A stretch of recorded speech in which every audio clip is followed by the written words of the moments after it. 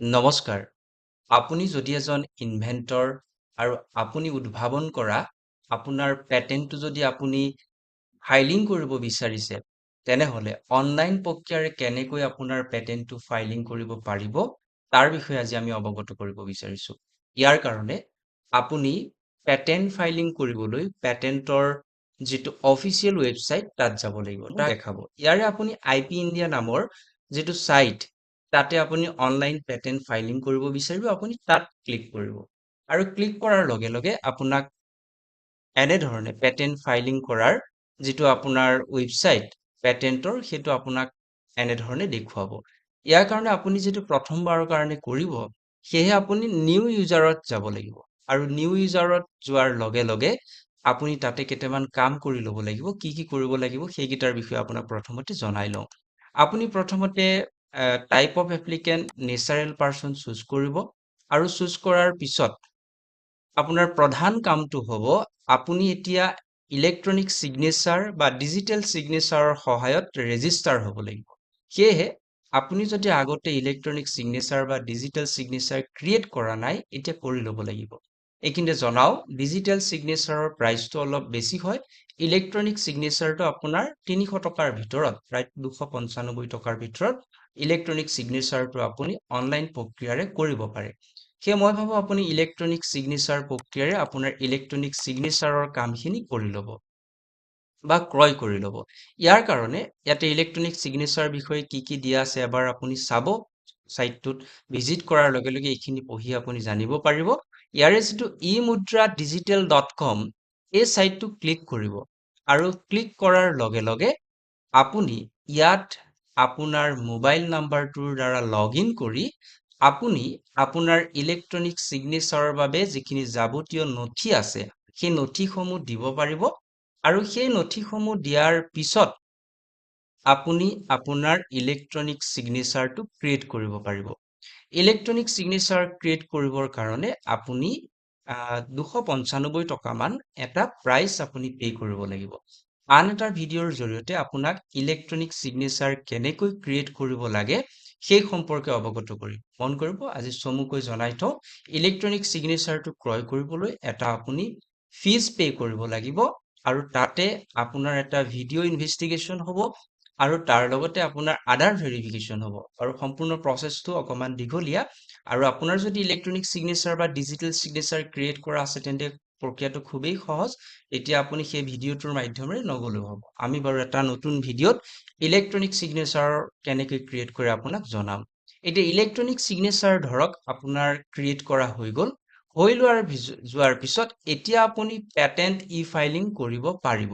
ইয়াৰ কাৰণে আপুনি ৰেজিষ্টাৰৰ কাষতে চাইন ইন অপশ্যনটো পাব। ৰেজিষ্টাৰ ধৰক আপোনাৰ যিখিনি যাৱতীয় দিবলগীয়া আছিল, ধৰক district, union territory, pin code, telephone number, নাই যদি মোবাইল নাম্বাৰটো দিব, মোবাইল নাম্বাৰ, ইমেইল, জেণ্ডাৰ, এইখিনি সকলো দিয়াৰ পিছত আপুনি এবাৰ প্ৰিভিউ কৰিব আৰু প্ৰিভিউ কৰাৰ পিছত আপুনি ছাবমিট কৰিব। আৰু ছাবমিট কৰোঁতে এইখিনিতে এটা কথা মন কৰিব, এই যে আপুনি ৰেজিষ্ট্ৰেশ্যন কৰিছে তাৰ কাৰণে এটা ইউজাৰ আইডি আৰু পাছৱৰ্ড আপুনি নিজৰ ফালৰ পৰাই দিব। এই যিটো ইউজাৰ আইডি আৰু পাছৱৰ্ড দিছিল সেইটো আপুনি নোট কৰি ৰাখিব, যিটো আপোনাৰ ৰেজিষ্ট্ৰেশ্যন ছাকচেছফুল হোৱাৰ পিছত এতিয়া চাইন ইন কৰোঁতে দৰকাৰ হ'ব। আমি ভাবিছোঁ আপুনি ইলেক্ট্ৰনিক চিগনেচাৰটো ক্ৰয় কৰাৰ পিছত ইয়াতে আপুনি যিটো আপুনি ছাৰ্ভিচ প্ৰভাইডাৰৰ পৰা লৈছিল eMudra ইয়াত দিব, যিটো আইডি আপুনি সেই ইলেক্ট্ৰনিক চিগনেচাৰৰ কাৰণে ব্যৱহাৰ কৰিছিল বা দিছিল সেই আইডিটো দিব, পাছৱৰ্ড দিব, পাছৱৰ্ডটো পুনৰ টাইপ কৰিব, আপোনাৰ ডমিচাইল, প্লেচ অফ বা আপুনি ক'ৰ সেইখিনি দিব, আপোনাৰ নামটো, address, town, state, pin code, mobile number, email ID, gender, telephone number ঠাইত আপোনাৰ মোবাইল নাম্বাৰটো দি ৰেজিষ্ট্ৰেশ্যন ছাকচেছফুল হোৱাৰ পিছত এইবাৰ আপুনি চাইন ইন কৰিব। এতিয়া চাইন ইন কৰি আপোনাৰ পেটেন্টৰ সম্পূৰ্ণ কামখিনি কৰিব লাগিব। এতিয়া মই ইয়াতে মোৰ যিটো ইউজাৰ আইডি মই ব্লাৰ কৰি দিছোঁ, সেইটো দিয়া আছে। পাছৱৰ্ড মই অলৰেডি টাইপ কৰিছোঁ আৰু তাৰপিছত এটা কেপচা আহিছে, ধৰক কেপচাটো মই ইয়াত টাইপ কৰিম। কেপচাটো টাইপ কৰি মই লগ ইনত যাম আৰু যোৱাৰ লগে লগে পেটেন্ট ফাইল কৰাৰ মূল উইন্ডোটো খোল খাব। এতিয়া আপুনি প্ৰথম যাব লাগিব নিউ এপ্লিকেশ্যন ফৰ্ম 1। ফৰ্ম 1 খনি হৈছে আমাৰ মূল ফৰ্ম, গতিকে আপুনি নিউ এপ্লিকেশ্যন ফৰ্ম 1ত ক্লিক কৰিব। ক্লিক কৰাৰ পিছত কি কৰিব আপোনাক দেখাই গৈছো। আপুনি প্ৰথম প্ৰচিডটো ইয়াতে গো টু এনবিঅ ৱেবছাইট তাত যাব নালাগে, এইফালে প্ৰচিড কৰিব আৰু প্ৰচিড কৰাৰ পিছত আমি যেহেতু নৰ্থ ইষ্ট, আমি যেহেতু এতিয়া অসমৰ পৰা কৰি আছো, সেইকাৰণে কলকাতা আপোনাৰ অট'মেটিকলি আহিব, এইটো আপুনি চেঞ্জ কৰিব নোৱাৰে। টাইপ অফ এপ্লিকেশ্যন, গতিকে পেটেন্টৰ কাৰণে আপুনি চুজ কৰিব লাগিব অৰ্ডিনাৰী এপ্লিকেশ্যন। ইয়াৰ পিছত টাইপ অফ স্পেচিফিকেশ্যন, ইয়াতে দুটা পাব, প্ৰভিজনেল আৰু কমপ্লিট। এতিয়া মোৰ যদি পেটেন্টটো ৰেডি আছে তেনেহলে কমপ্লিট, আৰু আপুনি যদি আইডিয়াটো ভাবি থৈছে আৰু সেইটো আপুনি প্ৰভিজনেল হিচাপে দিব পাৰিব, তাৰ কাৰণে আপুনি 1 বছৰ এটা সময়সীমা পাব, তাৰ ভিতৰত এইটো কমপ্লিট কৰিব লাগিব। আৰু আমাৰ কমপ্লিট আছে বুলি ধৰিছো, কমপ্লিটত গ'ল। ইয়াৰ পিছত ডেছক্ৰিপশ্যন নাম্বাৰ পেজেছ, আপোনাৰ পেটেন্টটোৰ কাৰণে ডেছক্ৰিপশ্যনৰ পেজ কেইটা আছে সেইটো আপুনি ইয়াত পুট কৰিব লাগিব। তাৰ পিছত ক্লেইম, আপুনি কেইটা ক্লেইম আপুনি ইয়াত দিছে, বা প্ৰথমতে পেজেছ, ধৰি লওক মই ডেছক্ৰিপশ্যনৰ পেজ এটাই লিখিলো, আপোনাৰ 2-3টা যি আছে দিব। ধৰি লওক ক্লেইম মোৰ পেজ এটা আছে আৰু ক্লেইম মই 5টা কৰিছো, ধৰক মোৰ পেটেন্টটোৱে কি কৰিব ক্লেইম তাৰ ওপৰত। এবষ্ট্ৰেক্টৰ পেজো মই ধৰি লওক এটা, আপোনাৰ বেছিও হ'ব পাৰে, ডেছক্ৰিপশ্যনৰ পেজ বেছিও হ'ব পাৰে। ড্ৰয়িংছ ধৰি লওক পেজ এটা আছে, মই ড্ৰয়িংছ ধৰি লওক 4খন বা যিমান কেইখন আছে, সৰ্বাধিক আপোনাৰ কিমানখন হ'ব পাৰে পেটেন্ট দিব, মই এটা এইটো নমুনাহে আপোনালোকৰ আগত ৰাখিছো। ইয়াৰ পিছত সিকুৱেন্স অফ লিষ্টিং, আমাৰ পেটেন্টৰ কাৰণে কিমান জৰুৰী নহয় সেইটো নিদিলেও চলিব। এতিয়া আপোনাৰ যিটো পেটেন্ট আছিল সেই পেটেন্টৰ টাইটেলটো আপুনি ইয়াত পুট কৰিব লাগিব। তাৰ পিছত আপোনাৰ এড্ৰেছ আপুনি পুট কৰিব লাগিব, state, telephone number, email ID বা অল্টাৰনেট ইমেইল আইডি এটা পুট কৰিব। ডেছক্ৰিপশ্যন যিখিনি আপুনি পেজত লিখিছিলে সেইখিনি আপুনি ৱৰ্ডত লিখি ৰাখিব আৰু তাৰ পৰা আনি ইয়াত পেষ্ট কৰিব। ক্লেইমখিনিও পেষ্ট কৰিব, এবষ্ট্ৰেক্টও পেষ্ট কৰিব।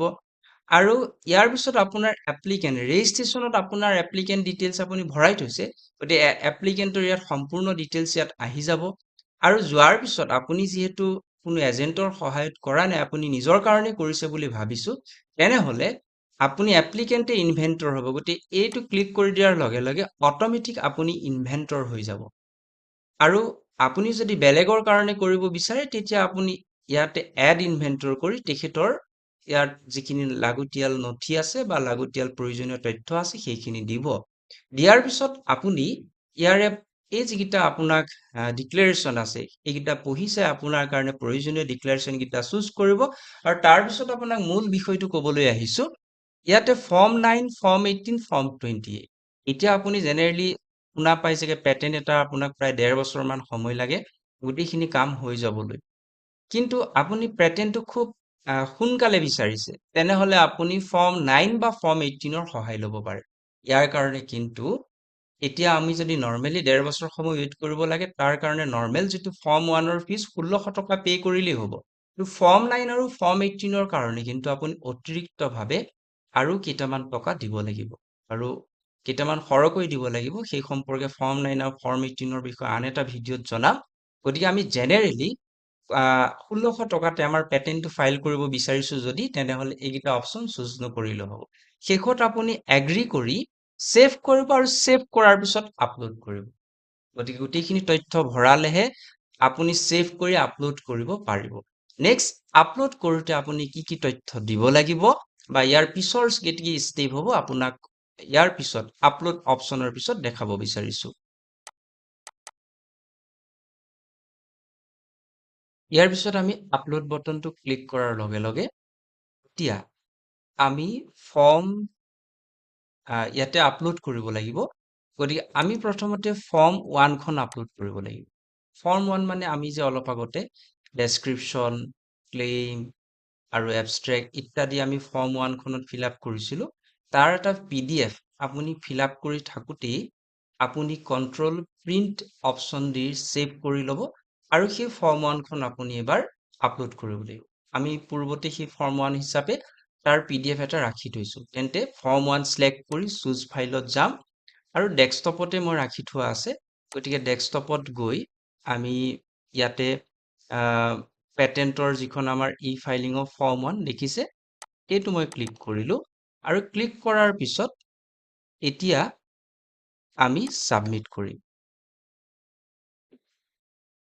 তেন্তে আমাৰ ফৰ্ম 1 সাবমিশন হৈ গল ইয়াৰ পিছত অন্যান্য আৰু বহুখিনি বস্তু দিব লাগে তাৰ ভিতৰত দুটামান মই ইম্পৰ্টেন্ট বস্তু আপোনালোকক দেখুৱাইছো ইয়াৰ পিছত আপুনি দিব লাগিব ড্ৰয়িংছ আপোনাৰ পেটেন্টৰ এখন যিমানখিনি ড্ৰয়িংছ আছে সেই ড্ৰয়িংছৰ এটা PDF কৰিব আৰু কৰি আপুনি দিব লাগিব গতিকে ড্ৰয়িংছ চুজ কৰি এবাৰ চুজ ফাইলত যাম আৰু পুনৰ মই ইয়াতে পেটেন্টৰ ফটোৰ কাৰণে ৰাখি থোৱা আছে এটা ধুনীয়াকে PDF ক্ৰিয়েট কৰি থোৱা আছে গতিকে এবাৰ সেই পেটেন্টৰ আমি যিখন আমাৰ ফটো আছিল সেই ফটোগ্ৰাফখন আমি এবাৰ ইয়াত আমি ফাইল এতিয়া আমি ড্ৰয়িংছখন যাৰ যিখিনি ফটোগ্ৰাফছ আছিল সেই ফটোগ্ৰাফছৰ ফাইলটো চুজ কৰিলো আৰু চুজ কৰি পেলাই এবাৰ আমি সাবমিট কৰিম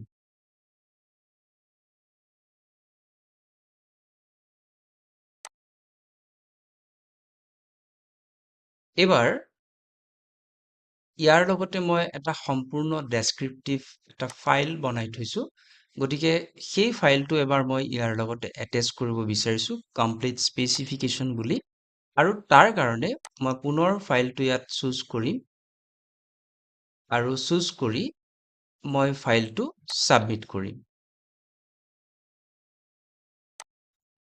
গতিকে এনে ধৰণে আমি প্ৰয়োজনীয় যিকেইটা নথি আছিল ইয়াতে কিন্তু ফৰ্ম 1 খন আমাৰ কম্পালসৰি আমি দিবই লাগিব সেইখিনি দিয়াৰ পিছত এবাৰ আমি যিখিনি আমি প্ৰসিড টু সাইন কৰাৰ লগে লগে আপোনাক এনে ধৰণে দেখা দিব আৰু দিয়াৰ পিছত আপুনি ইয়াতে এগ্ৰি কৰি সাইন ডকুমেন্টত ক্লিক কৰিব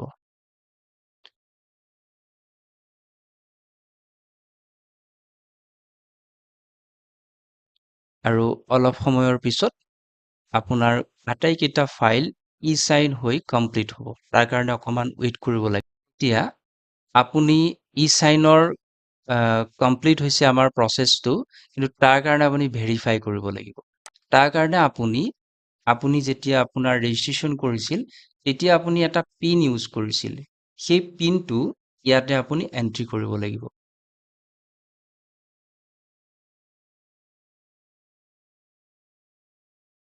আৰু পিনটো আপোনাৰ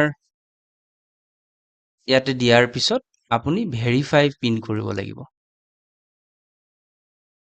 আৰু পিন ভেৰিফাইড হৈ যোৱাৰ পিছত আপোনাৰ মোবাইললৈ এটা OTP যাব আৰু এবাৰ আপুনি OTPটো এন্ট্ৰি কৰিব লাগিব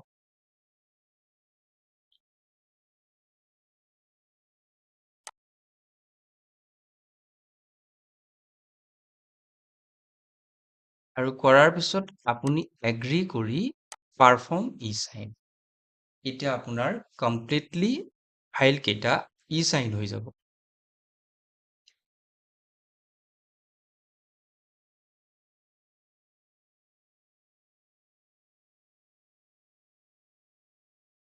তেন্তে দেখিছে যে documents ready to be sign নাই ডকুমেন্টস আফটাৰ সাইন গতিকে আমি দিয়া গুটেইকেইটা সাইন ডকুমেন্টস ভেৰিফাইড হৈ গৈছে এতিয়া আমাৰ অলৰেডি যিখিনি ডকুমেন্টস আছিল সেইখিনি এবাৰ আপুনি ভিউ কন্টেন্টত গৈ চেক কৰি ল'ব পাৰে আপুনি দিয়া ফাইল কেইটা আপুনি দিয়া মতে সঠিক মতে তাত ফাইল হৈছে নে নাই আৰু এই গুটেইখিনি কমপ্লিট হোৱাৰ পিছত এতিয়া মূল প্ৰসেসটো লাৰ পিছতে সাইন ডকুমেন্টস আপুনি ভেৰিফাইড কৰাৰ পিছত এতিয়া আপুনি পেমেন্ট এণ্ড সাবমিশনত যাব লাগিব আৰু পে কৰাৰ লগে লগে আপোনাৰ যিটো সাবমিশন আছিল সেই সাবমিশন প্ৰসেসটো কমপ্লিট হৈ যাব গতিকে আপুনি ক্লিক কৰিব ক্লিক কৰাৰ পিছত সাবমিট অপচনত পোনপটীয়াকৈ গুচি যাব